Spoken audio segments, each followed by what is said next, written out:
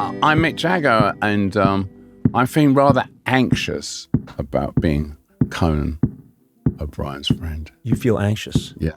You feel it's a heavy thing. Well, it is, and we're in an enclosed, very small space together.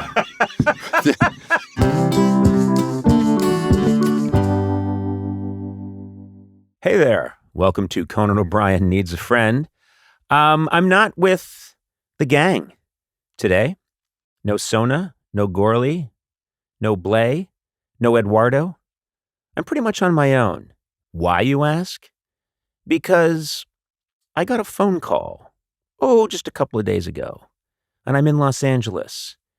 And the question was, would you like to come to London to interview one of the most famous people in the world? And I really thought about it. It was a tough call because I have my Pilates class. I take a Lamaze class, even though I don't know anyone who's pregnant. I just go there and I've been asked to leave. I have my yogurt regimen, but I said, no, I'm going to do it. I'm going to do it because this is the thrill of a lifetime. So I jumped on a plane and I am now in London in a very small podcast studio that's off an alley. And I'm excited because I'm talking to just a phenomenal force in my life, and I think in many people's lifetime. And this is bucket list for me. Now I'm going to reveal who it is. Now, if Gourley were here or Sona, they'd laugh and say, no, the episode is marked with the person's name. People already know. You're being stupid. But I'm old-fashioned, and so I'm going to pretend you don't know who I'm talking about. My guest today is a rock and roll legend and cultural icon who has spent 6 decades as the frontman of one of the greatest rock bands of all time, the Rolling Stones.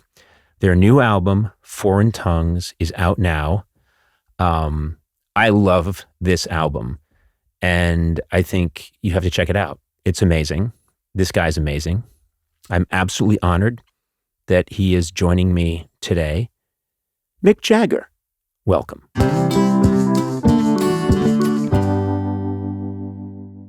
It's so suspicious. I drove here today. I didn't know where we were going. We get to this alley, and then we walk in a door, and I thought it was a drug deal. It looks like that. Yeah. And then they said, yeah, this is where you're going to meet Mick. You guys are going to talk. And I just was stunned. The good thing, though, is we have met before. So if we'd never met before, this would be very odd. Very odd.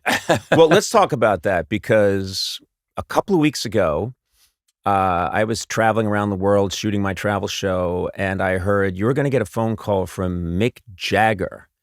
Now, we had met briefly backstage at the Oscars, but we didn't really know each other. Not at all. The next thing I know, you're calling me, and we're having a chat about this event you asked me to do in Brooklyn to help launch. It's the press launch of the new album, Foreign Tongues. And it was a great day for me because I'm a massive fan. Of course, I said yes. I asked for money. They said there's no money. They said there's no money? There was nothing. There was no money. That's terrible. Yeah, and I said, I'm just... I do apologize for that. I thought they were paying you hundreds of thousands for doing this. I was like Chuck Berry. I wanted $100,000 in a briefcase before I went on. It was a fantastic experience, and I got to be with you, Keith, Ronnie. Yes. Now, I don't think I had met Ronnie before. He's a lovely guy. Yes, he is. Tells a lot of very bad jokes. Terrible jokes. The only worst joke teller is Bill Wyman, but who's not in the band anymore, but he could be co-opted to tell his terrible jokes versus Ronnie. Ronnie versus Bill, their terrible jokes. Just awful. But we had a lovely time, and I had some observations about that day, which is leading up to it, you and I had several phone calls, and you were really going over all the details. And then when we got to the event, at one point, you were looking out at the audience to check them. And I looked back at Keith and I said, was this Mick in 1962? And he said, yes. And this, I get the sense that in a way, you've always been the organizer, the manager, the guy who's keeping it together. Is that a fair thing to say? I guess so. I mean, sometimes I was called a control freak, but I'm not a control freak at all. I like to delegate. Mm-hmm. You know, the thing about doing this kind of thing is you delegate these big jobs. You know, I never organized that thing that we did, not really. Yep. But what did I do? I approved the place. You know, I thought that you would be a great person to do it. And were you disappointed? I was so happy. It went off really well. It was very great. funny. It was very fun. You handled Keith's microphone technique perfectly. I was worried the minute they gave you guys handheld microphones at this event in Brooklyn, you think, well, that can get dodgy. Yeah. And then Keith did a thing where the microphone was by his mouth, and when I'd ask him a question, he would start to answer, and the microphone would drift away from his mouth. Until the point where he's still holding it. This is not drifting away in the air on its own. No. He's holding it, but it's drifting. His arm is drifting away from his body. But we got a laugh out of it. It was fun. He was lovely. But I did get the sense that, not that I didn't see control freak when I saw you, but I saw someone who is very interested in the details. Yeah. Well, sometimes just looking through to see, well, you know, I'd seen the room empty, but you've got to see the room full, you know, and what kind of people are there, what, you know, how many people are there, what does the room feel like? I think that's important. I'm sure when you go on and do things with a live audience, you know, you want to feel the room, you know, a little bit, you do want to feel the room, because how your behavior would be, you know, how the audience is going to react. I mean, so I think all that sort of stuff's really important. What surprised me, very first time I met you, you mentioned the Oscars. I don't know if you remember, but you came up behind me, and I'm looking at my notes. What do I have to do next? We're halfway through the show. And I feel someone jabbing me in the back saying, "How's the crowd? How's the crowd? How's the crowd?" in kind of a funny American accent. "How's the crowd? How's the crowd?" And I turn around, it's you. And I said, "Mick, you don't care how the crowd is. You're Mick Jagger." And you said, "Oh, I do." Yeah. Because anyone else in the world who's not you would say, "What's he worried about?" People are delighted to see you. You're this... You're not worried about it, but you want information, because you're only on that. You're on the whole show. Good luck. Right. Good luck with that. Yeah. I mean, you know, that's a difficult job. Yeah. And you have to roll with the punches, and there's all kinds of weird things happening at the Oscars. People jump on stage and punch people. You know, who knows? Who knows what's going to happen? You know, I mean, and I'm a presenter, you know, which is the lowest category of people appearing on the Oscars, and usually they read something off the teleprompter, which is just not funny, and it's not interesting, and they're obviously reading it, and then they're, you know, it just isn't. So I just rewrote all the stuff they asked me to say, and I wanted to make it into something that was, well, my words, organic to you. Yeah, it's personal to me. You know, the good thing about it was I'd done a rehearsal. So you walk onto the stage, and they they have the very famous people in cardboard cutouts. Remember that in the rehearsal? Yes. So there's the Timothée Chalamet cutout. He's just in front of you. So I was going to make a Bob Dylan reference. So I knew that he was there because I'm staring at the cardboard cutout of him. Scarlett Johansson's there, whatever. So that it was good to do the rehearsal, which was about 5 minutes. Yeah. Then I shared what was not a dressing room, was an office. Didn't have any dressing room things with Neil Young. Yeah. Who wasn't on the show, and then he just hangs out in dressing rooms. And I said, it's just hanging out, and I'm going, that's Neil Young over in this office. So, hi, Neil. And I realized Daryl Hannah was also a presenter. Yeah. Oh, there you go. There you go. That was the deal. And so Daryl Hannah, Neil Young, and I shared an office. You've achieved this level that's hard to comprehend, where I would think you can be very much in control of what you want to do and how you want to do it. Whenever I see footage of the early Stone shows, when you've really guys have hit and you're in Denmark, you're trying to perform. Kids are running up on stage and you're singing and people are jumping on your back. Yeah. Girls are jumping on you. And so half of your time is spent getting out of a headlock. Yeah. by while singing. Yeah, while singing. And dancing. And dancing. All at the same time. Yeah. Those are the days. Do those moments occur to you now, every now and then? Because things are so locked down now in a great way. Yeah. But those early days were just so There was chaotic. There was no... See, the thing was, in those days, there wasn't any organization for these concerts. Right. And the organization was minimal. There was no really security. So if there was security, it was the local police. And the local police had no experience of a concert audience. They'd probably never done it before. Yeah. And in some places, like we used to play in like the West Coast in little places, and the police would come out and there would be like 14-year-old girls and they'd bang them on the heads with their nightsticks. That was their solution. I mean, it's like, huh? We took care of it. These could be your daughters. Yeah. You know what I mean? Maybe they are. Bang, you know. And it was the same in Europe, you know. Yeah. I mean, they would just throw them, you know, out of the door bodily. I mean, it was just chaotic. And the other thing that strikes me, which has changed so much, is, not to embarrass you, but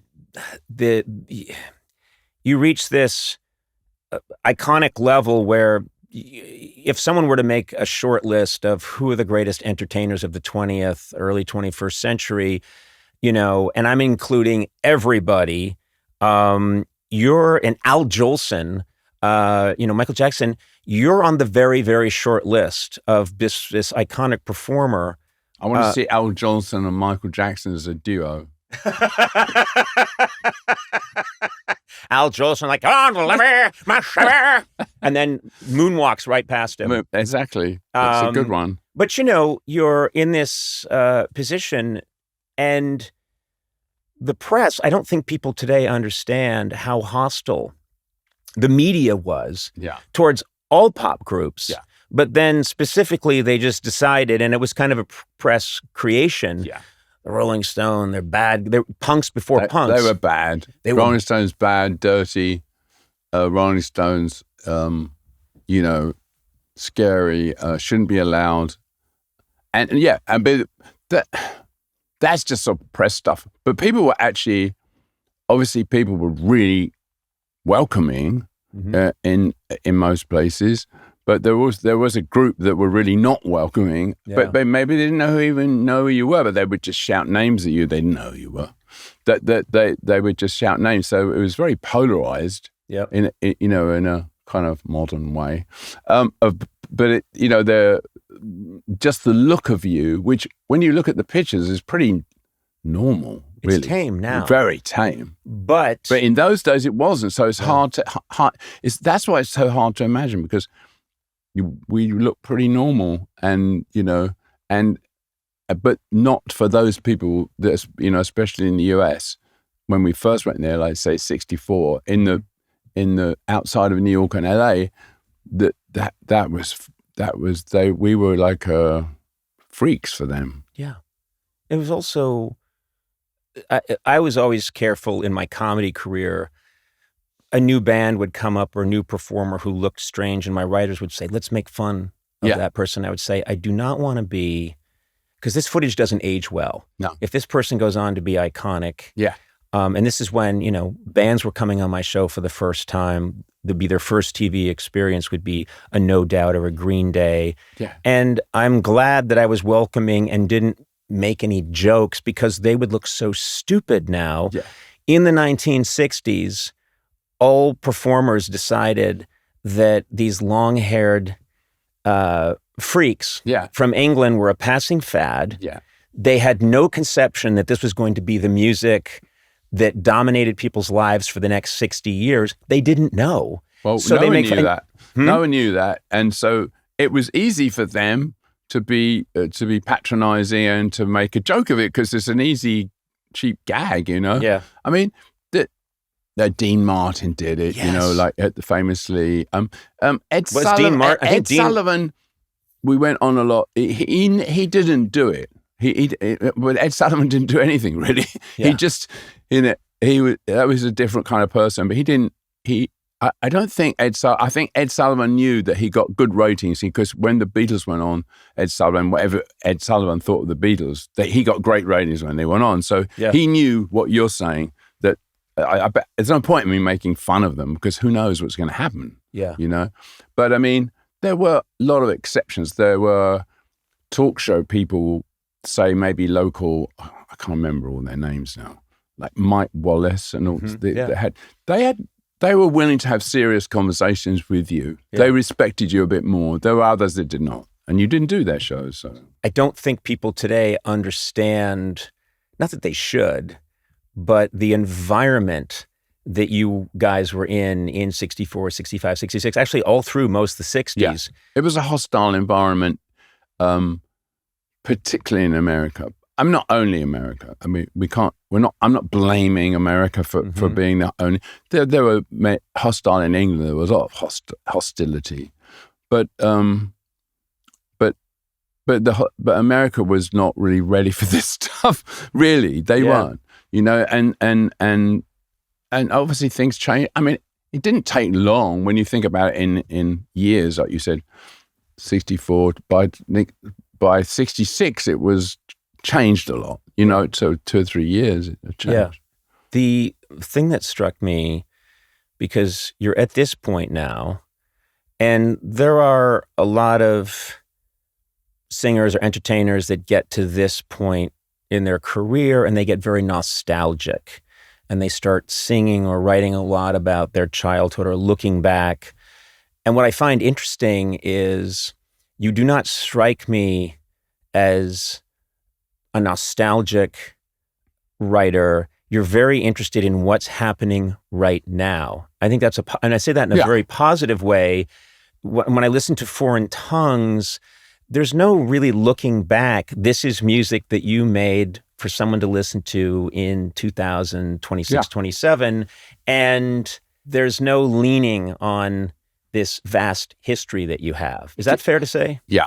I don't really do that. I mean, I'm quite happy to talk about, like we just talked about, you know, the early days. The early days of going to the United States or going to Holland or Denmark or whatever we talked about. I'm quite happy to remember that if I can. It's hard. It's so long ago. It's hard to really remember.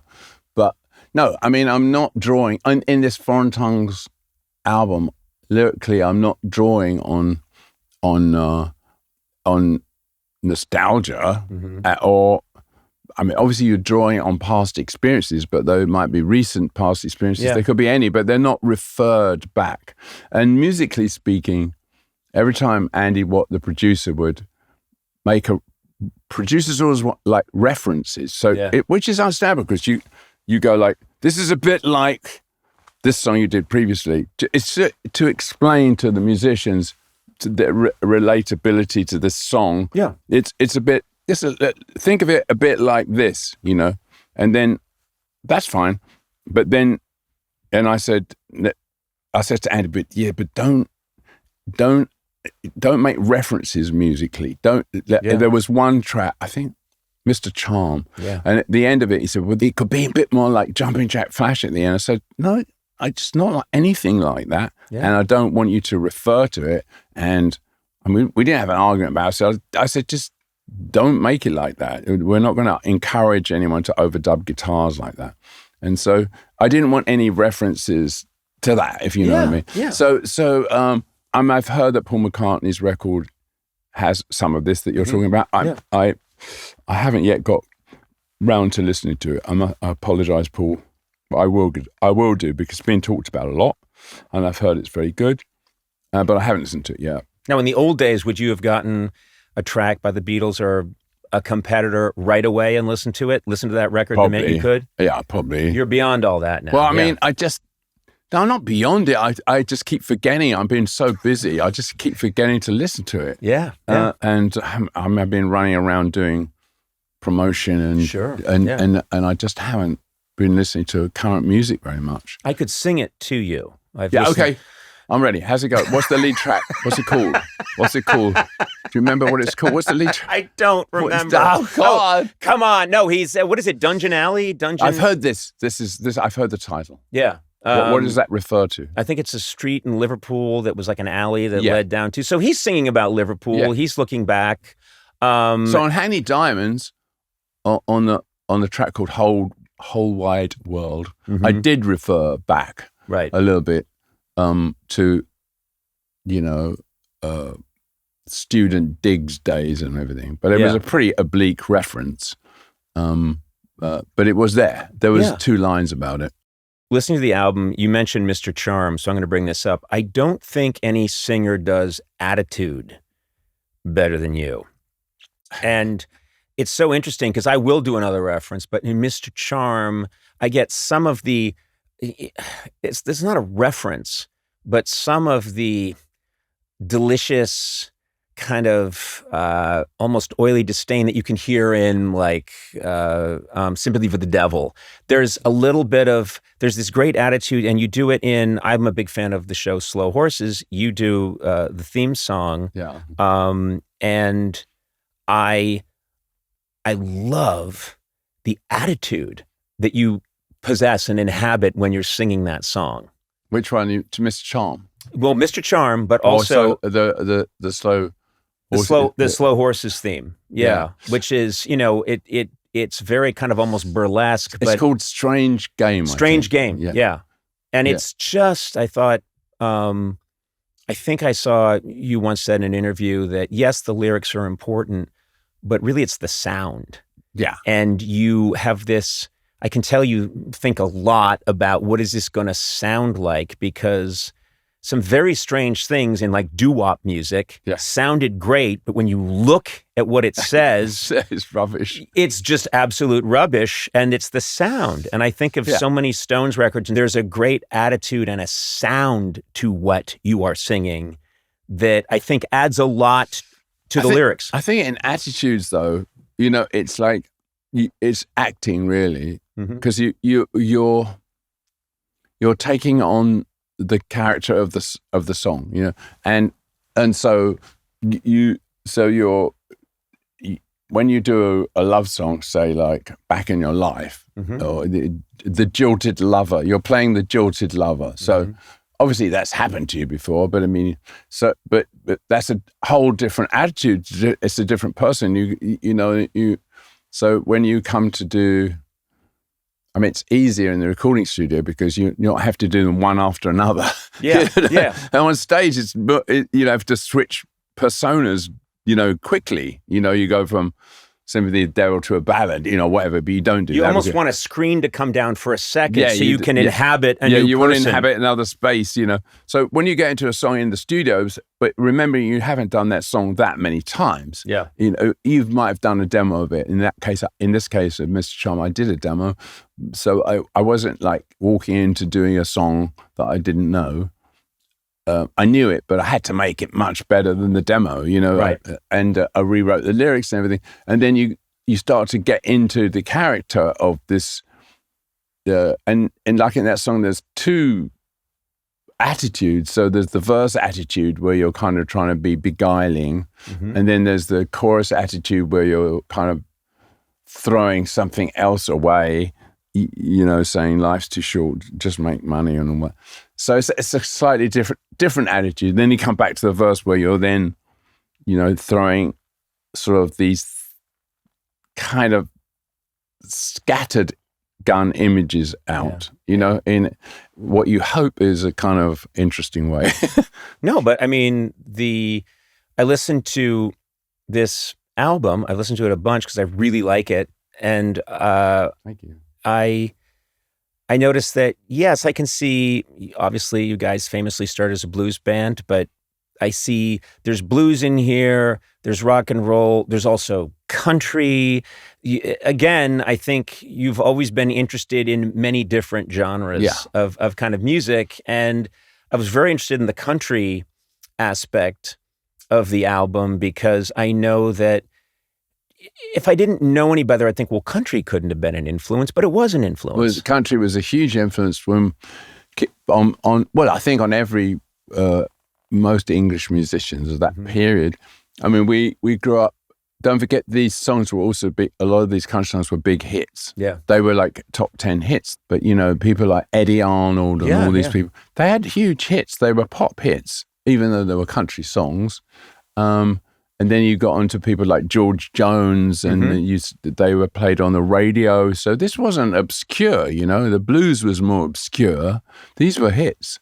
The Everly Brothers were country. Yeah. I mean, really. Yeah. They were pop, but they're still country.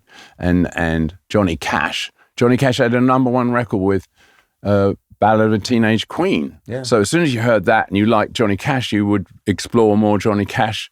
And you'd realize that he was a country singer. And also you realize when you listen to 1954 Elvis Sun Session, it's a click and a half away from country. It's rockabilly. Yeah.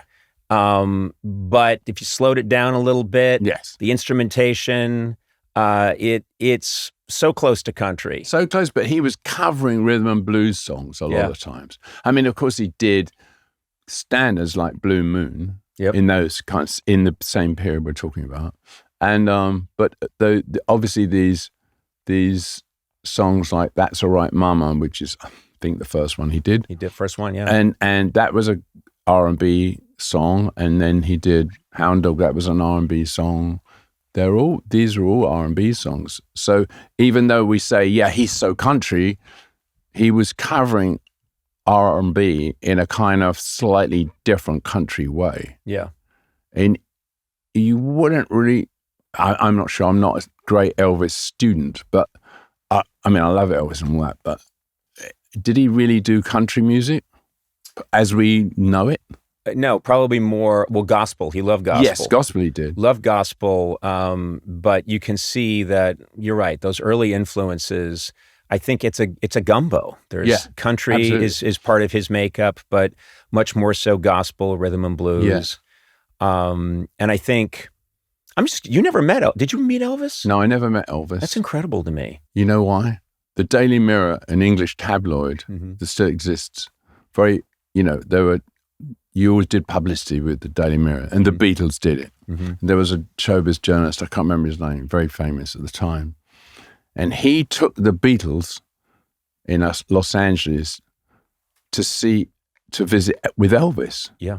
And there's pictures of this. Yeah. They went up to Elvis's house and his pool, and they walked in and he was playing bass. Was he? Watching TV, playing bass. Okay. But they were all high. The Beatles were high, and none of them have their story straight. None of them can remember They exactly don't remember anything. Yeah. But I remember John telling me, yeah, you should never meet your heroes. I would never meet Elvis, Mick, if I were you. That's fascinating, yeah. And so I didn't. I took John's advice. Yeah. Which is really stupid of me, really. But I would love to have met Elvis. Why I take John's advice? But at the time, it seemed to ring. Well, that means no. He famously in the '64 tour, he kept saying the minute they got to America, John kept saying, "Where's Elvis? Where's Elvis? Where's Elvis?" That's the only person he wanted to meet. Then they met Elvis, and in Bel Air at his house, and John walked out and said, "Where's Elvis?" Because that was not the guy he wanted to meet. Yeah, he disappointed him. Yeah, and he told me all this story. More than once. Yeah. And so it sort of put me off. So I wanted to keep my Elvis to myself, my version of Elvis. Yeah. And so I didn't want my version of Elvis shattered like John's was. But maybe my Elvis version would have been different. Well, I have to tell you, I've always wanted to sit and talk with you, and this is a massive disappointment. Yeah, I can imagine it is. Here we are, stuck in this little tiny room in West London. I'm going to leave and go, where's Mick Jagger? And I was enjoying being in Casablanca. This is crap. I did have a good time in Casablanca. There's something about this album, Foreign Tongues. I was thinking, you're not nostalgic. I can feel an urgency. There's a sense that you guys got into the studio. I know you made it very quickly. And what I'm very impressed by is it almost feels like you've got something to prove, which you don't, but that's how it feels. A lot of these songs really feel like you're having a great time, but let's get this shit and get it right. Is that fair? Yeah, that's fair. I mean, but that's our modus operandi for when we did Hackney Diamonds. Yeah. It was a way of working. So the previous way, the bands obviously had a lot of ways of working in a studio, and when we did Hackney Diamonds, that was a different way of doing it. It's like, okay, we got these songs, we got them prepped a bit, at least they're done. We're not writing songs in the studio, which a lot of bands do. We used to do, and if something comes up in the studio, fantastic, and this might change. This song may change completely and utterly, but you have an idea, and we're going to plow through them. We're not going to hang around. We're not going to wait. We're not going to play them all day. We're going to do them for a couple of hours, and then we'll move on to the next one. And if we'll come back the next day and might do it again, or might come back next week and do it again. Yeah. So we're always moving ahead, always plowing ahead. So there's no time for too much, self-analysis of whether it's the songs any good, whether the performances any good. We'll find out, because when it's all finished, we'll listen to them all, and see, what have we got after we've done 4 weeks? What have we got left? Well, what's good? Which are your favorites? Which ones? Is there anyone you don't like? Does this all stand up? Sure. Because we don't want to have any filler. We want to set the bar high. So every track has to have something special about it. Okay, some might be your favorites, but it doesn't mean to say that the other ones don't have something to say.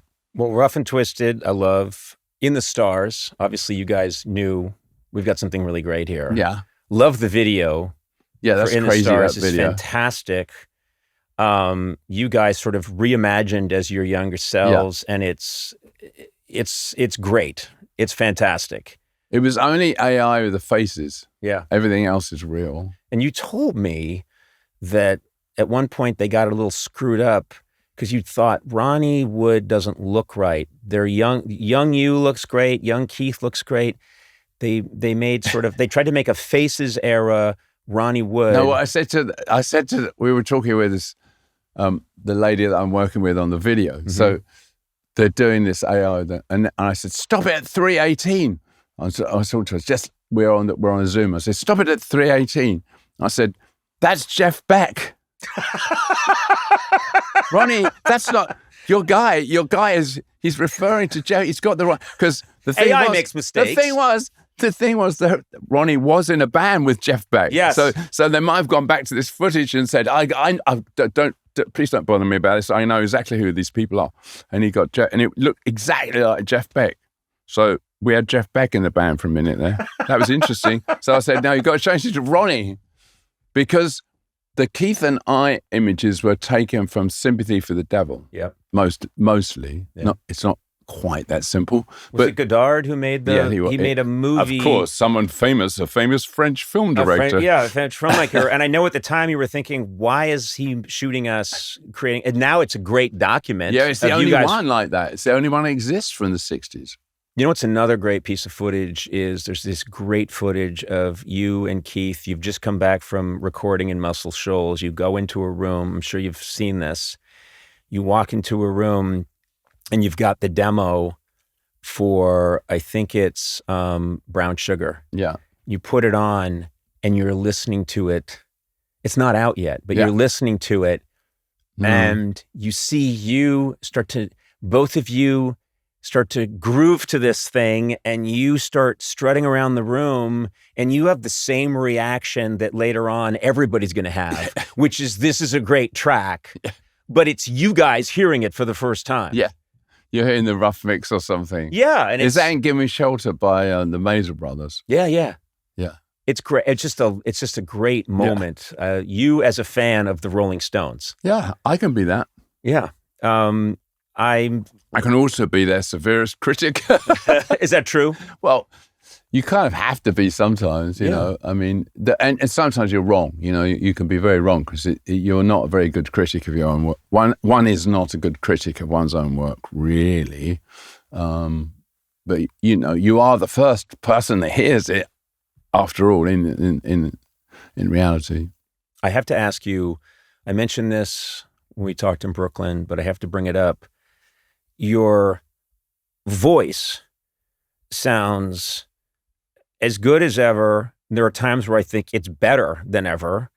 It's defies logic, but I know that you are an extremely disciplined guy about your health and taking care of yourself. But you listen to this album, and I think this is a 28-year-old singer. It's really amazing. Oh, that's very kind of you to say that. Well, yeah, I mean, it's good. I feel happy that because you're doing falsetto stuff on foreign tongues. Pretty easy. I find that quite easy. That's not. I mean, people have given me lots of compliments about that, and to be honest, and I appreciate the kindness. But that some of the other songs are much more difficult than that. That one's relatively easy to do. I learnt falsetto singing very early on in the Stones' career when I listened to Don Covey. He was a soul singer, and he was singing this song called "Have Mercy." Don Covey also wrote "Chain of Fools" for Aretha Franklin. Yeah. On his song "Have Mercy," he sings only in falsetto. So I copied that, and we covered that song. I mean, I'm sure my version is useless compared to her. I was practicing, but that kind of falsetto singing is relatively easy because you never change from falsetto back into your regular voice. That's the difficult thing to do. The difficult thing is going in and out of falsetto. Yes. So I can't really do that very well. Like the person that does that brilliantly is Al Green. Yeah. So if you listen to Al Green, and last month I put on this Al Green record, and I hadn't heard it for a while, and I was analysing what he was doing with his vocal, and so he's going falsetto, and then he's going back in the same line, he's going back to his regular voice, and then he's going back to falsetto. I said, okay, I see. So I've got to do that too. I have to learn how to do that, and so I just sang along with Al Green trying to do it. I mean, it's not easy, but it's possible. I learned this a long time ago, which is I very few people sort of in your caliber, but I remembered once getting to see Bruce Springsteen and the E Street Band perform, and then I got taken backstage because my drummer for years, Max Weinberg, is Bruce's drummer. Yeah. He took me backstage, and I got to hang out with Bruce a little bit just after the show. And he at one point had been singing this falsetto, and I said, that was great. I love that part, and I didn't realize you could do that. And he said, yeah, I'm really working on it, and I'm trying. And I thought, this is fascinating. I see the same thing with you.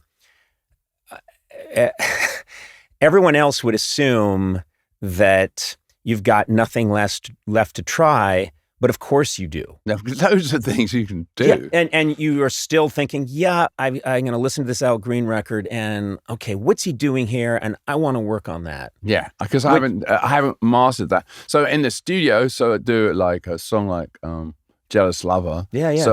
So I can sing the falsetto part in the verse first, and then the chorus is in full voice, and then you layer it with lots of harmonies that I did in falsetto and full voice. But then I'm not really doing the Al Green thing. I'm doing one set in falsetto and one set in full voice. Yeah. So I mean, it's not cheating. This is the way I laid it. But I do think there's something about, we all have our heroes. It's your attempt to be your hero that fails, and in the failing of being exactly like the person you idolize, you create something that's yours. Something new comes out. Yeah, and I can't be that. I mean, you guys were listening to blues and saying, we want to do that, and of course it's different. You're from Dartford. You know? Exactly. It's going to be different. I can't be Howlin' Wolf, Yeah. I mean, but you do have. I never tried to sound like Howlin' Wolf. Nobody sounds like Howlin' Wolf. Not even. I've never heard anyone. But yeah, you're absolutely right. You while you're copying people, you create something new. We were talking about how so much has changed. One of the things that this first wave of pop stars in the 60s faced was, well, you can't be doing this when you're not in your 20s. Once you're 28, 29, this is for young kids to do. Yeah. You can't be doing this. There's a great clip I saw. It's backstage. It might be Madison Square Garden. I think it's late 60s. Dick Cavett talking to you, and he said, "Do you think you'll be doing this when you're 60?" And he said, "And you have a cane?" And you said, "Sure." You said, Marlene Dietrich is still out there, and she's amazing. And I thought that's such a great answer, because I think the standard answer then was, well, of course not. But you said, why not? Yeah. Why not? Well, there had been, I mean, see, the thing about rock music is it's always associated with youth. It was the music of rebellious youth, so to speak. And I mean, most rock bands are young, and you want there to be young rock bands, and, you know, it sort of comes and goes, and there's been a slight revival of it now. But you thought that once you're out of the flush of youth, you wouldn't continue. But rock music kind of evolved, I suppose, in a way as well. And it also remained the popular music with the same group of people that were in your same age group. They still liked it.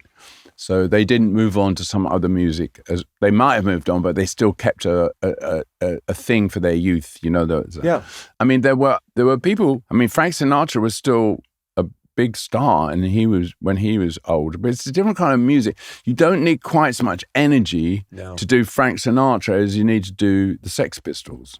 I mean, or the Ramones, or to do "Hit Me in the Head." What I think, I mean, I can't, I'm hard pressed to think of anybody who expends more energy on stage still as you're in constant motion.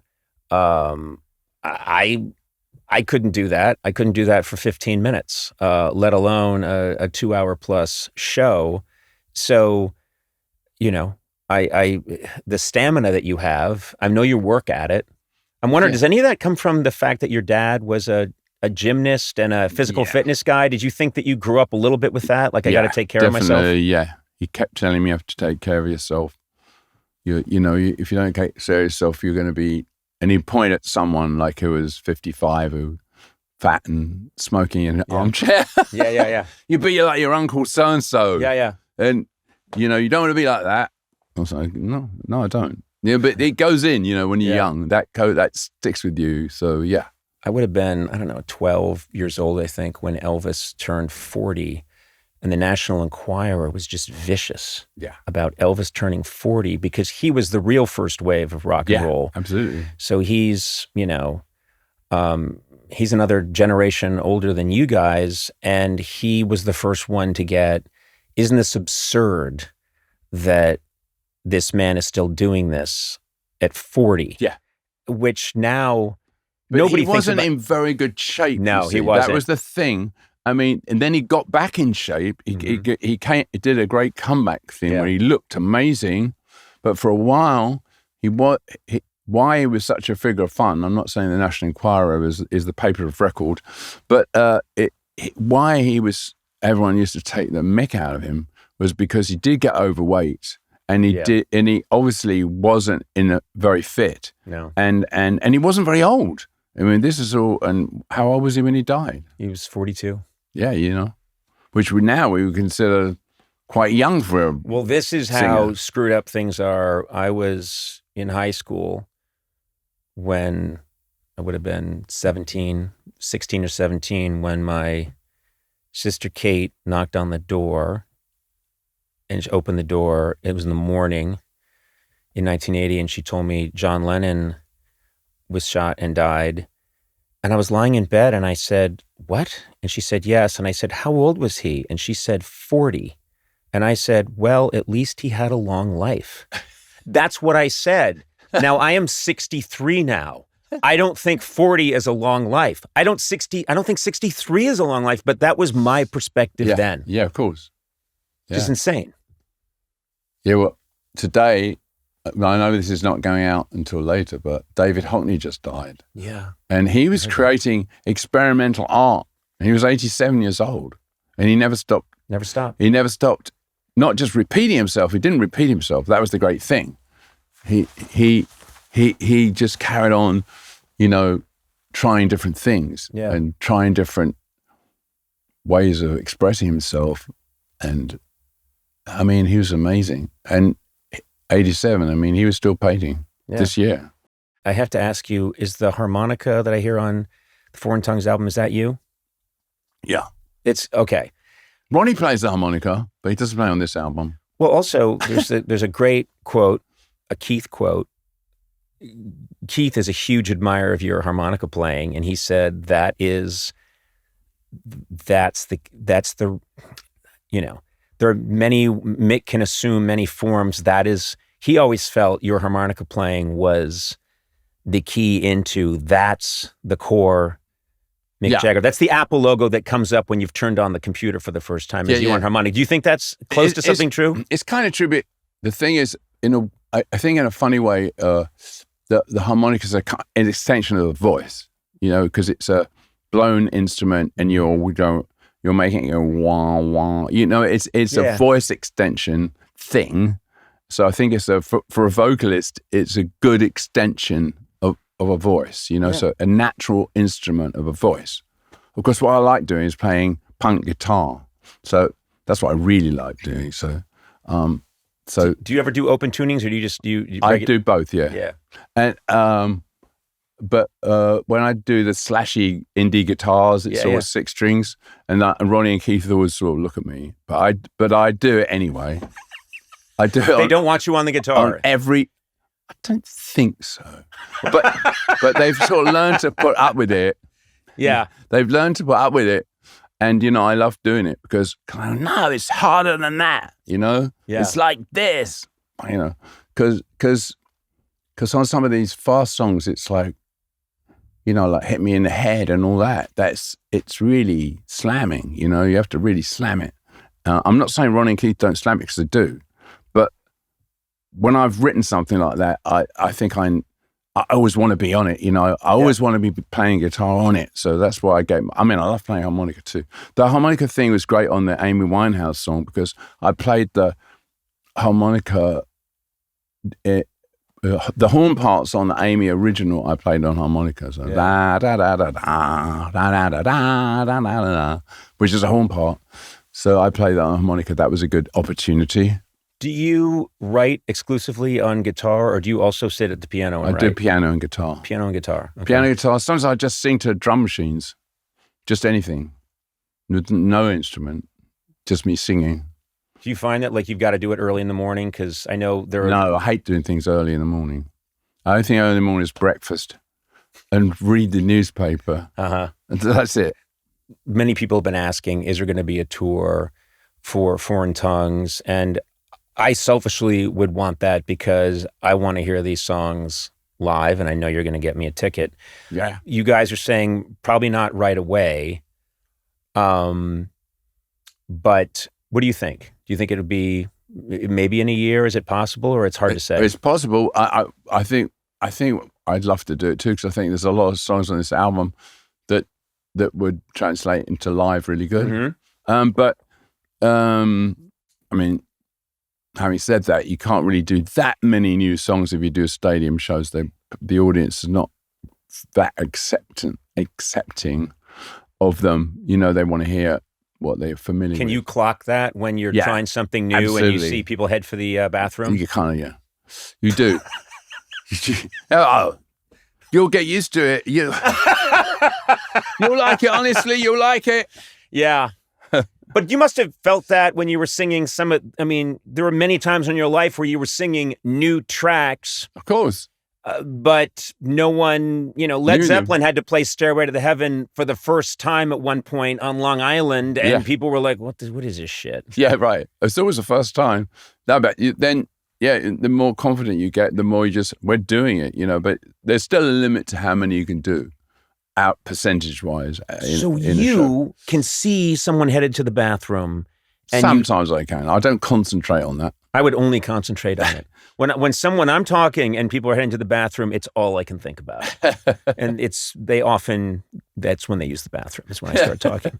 I heard you talk about David Bowie once. I think it was when we were having dinner, and you were talking about David Bowie at one point, and you said an interesting thing, which is we were competitive, but we were also good friends. That's a very hard thing to maintain, but I think you guys did that beautifully. Yeah, we were competitive. David was so competitive. Much more competitive. I was made competitive by David. I had to be. How so? Well, he was just so competitive that I had to be competitive back, you know. But David went through all these different, Yes. you know, Iterations of David. There isn't one David Bowie. There's kind of like a slowly evolving David Bowie. There's jump cuts to another David Bowie, another style. Then he's the thin white Duke. Yeah, he's not. When he was doing like Genie, he was very Stonesy. You know, yes, that was very Stonesy period, and so he would come over and play me Genie. You know, I've got it. You want to listen? I said, yeah, of course. I said, God, he nicked all my things. Yeah, I know, man. I know. But it's like a homage to you. It's homage, yeah, sure. It's a homage. Yeah. I think John and I were very competitive too, John Lennon. But we're more competitive in being sarcastic. Yes. Just verbal competitiveness. Have you ever seen the video of him and Bob Dylan in the back of the limo? Yes. I love that. I love that because Bob Dylan is not in good shape. They're in the back of a Rolls Royce. They're driving around London, I think in 65. And John's got that acid wit where he's saying, come, boy, come. You do suffer from scraggly forehead. And, you know, he turns it into an aspirin ad because Bob Dylan can't pull it together. No. That's very much like John. Did you guys get along? Yeah, we really got along. But I mean, that was John at his most, you know, he's being very sarcastic with Bob, you know, and Bob's not really coming back with the zingy answers. No, he's impaired, and he's not. Yeah, he's not. But it does give you a good illustration because that most of the other things you see of John are kind of like short, and that's kind of an extended sarcasm. Yes.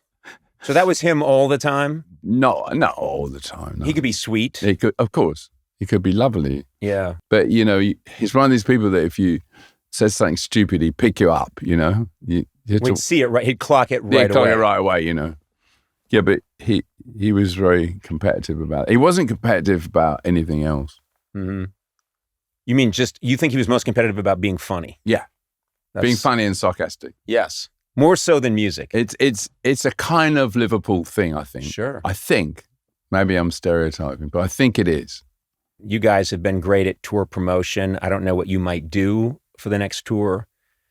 One of the greatest things you ever did was all get on the back of a flatbed truck, drive down Fifth Avenue singing, I believe, Brown Sugar. Something like that. Yeah, and I'm thinking, that takes nerve to drive through New York in traffic.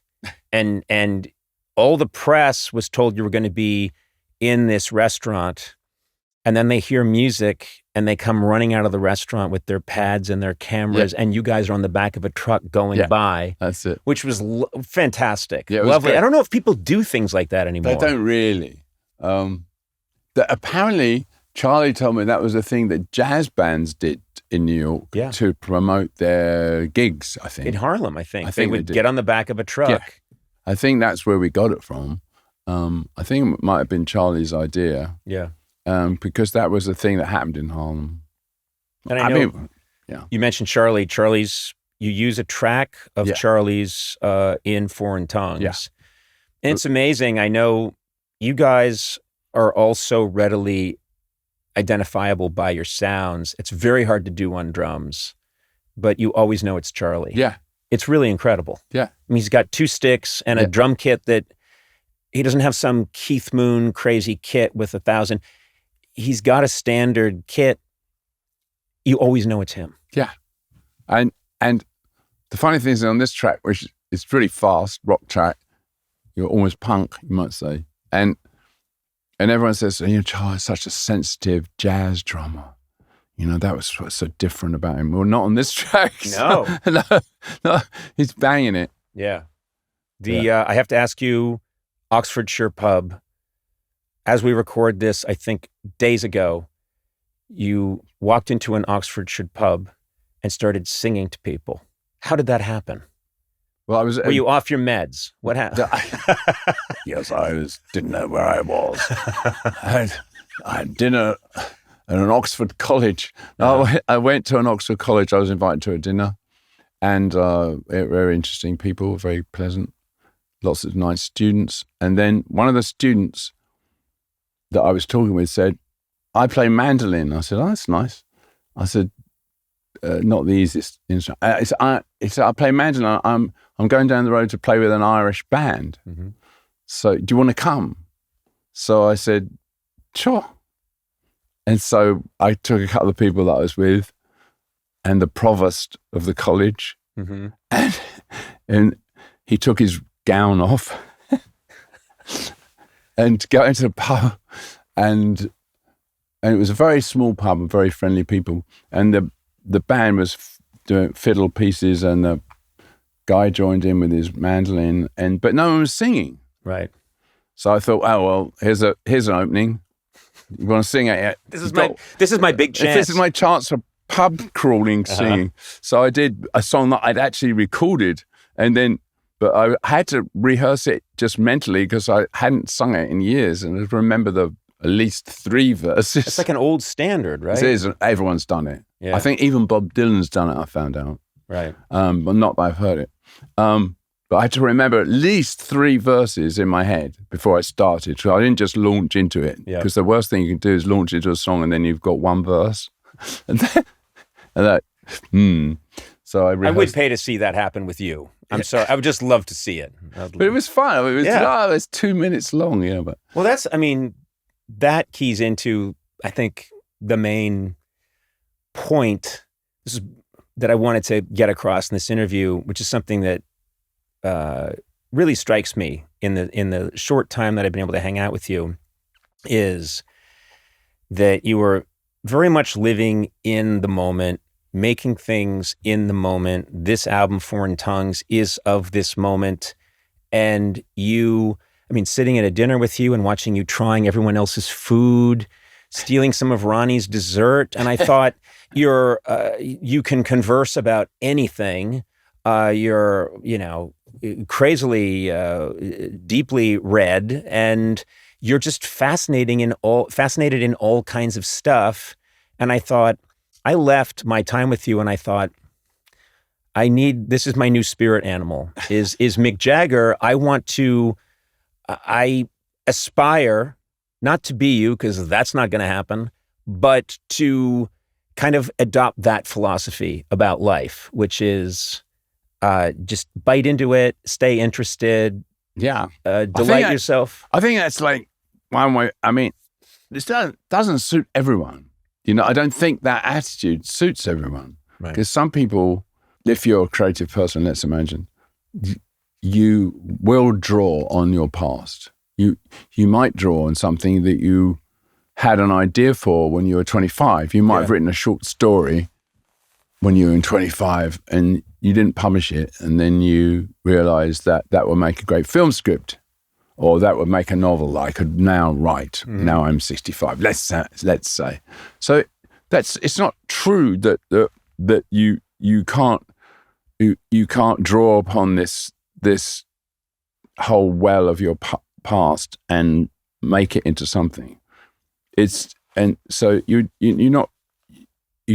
have to be aware of your past, but that doesn't mean you live in it. And you feel. Of course, I'm always asked, what happened when you did this, and it's so long ago, and you find yourself like just repeating these stories. You know if they're even true anymore. Yeah, it's just like a footballer in a pub talking about his goal in 1972. It's you don't want to become that, and that's a danger. So, so everyone says live in the moment. It's just a kind of like a kind of fashionable mantra. Yeah. But to a certain extent it's true. And I think also when you're writing like these kind of ephemeral pop songs, which this is what this business is, you got to stay in the present day. So I was writing a song like Ringing Hollow. You're thinking about the now of what you're living through now, which of course you never know, it could change by the time the record comes out. Sure. But you can only write that. You can't really look into the future. It's hard. So you just writing of the now. In a song like Divine Intervention, you're writing of the now, of what your feelings are. Mm-hmm. So there's a thing that runs through these lyrics of these songs that is definitely of the now and the kind of weird period, and we're kind of like, it's difficult for some people living in this period. Yeah. And there's possibly dangers that that we're all in some way or other, but we're geopolitical dangers or economic dangers, and who knows what else. And we're all a little bit sensitive to them. Yes. I think people are sensitive to these things, and so when I'm writing this stuff, I can't help myself, but I'm not setting out to even write. It just comes out. Yeah, it's what's happening right now, and these are scary times. But I have to thank you because you've given me, you and the other lads have given me an enormous amount of joy in my life. And thank you. I'm glad. That's what we're here for. Before I became a bad guitarist, I was a bad drummer. And when I was a kid, I would set up my drum kit in the living room and put on Stones records and try and do what Charlie was doing. And my parents let me do that. That's and we right had of them. Neighbors. They were lovely. I can't believe, I would not let my kids do that. I would smash the kit. But you've given me enormous joy. Lovely getting to know you and talk to you, and you're one of my favorite conversations. I've been talking to people nonstop for 32 years, and you're one of my favorite people to talk to. That's really nice. I hope the conversation today we covered a few of the we got so much. We didn't talk about your hillbilly guitar playing much and your guitar collection. Yeah, you may have mentioned that on these podcasts before. No, we talked about it at dinner. We did. And we got into my fascination with rockabilly. Yes. And wanting to sing. And funny, Keith heard me do Ronnie Hawkins, a version of Ronnie Hawkins' 40 Days, where I do it twice as fast as Ronnie Hawkins. Okay. And Keith said, "You sound like a fucking auctioneer." But this is one of the joys of my life, and I'm so delighted that we were able to get together today. Yeah, really. me too. And Foreign Tongues, please, when you get a moment, tour with this, because I really want to hear these songs live. Yeah, me too. All right. I want to do it. Thanks so salute much. you. Nice to talk to you.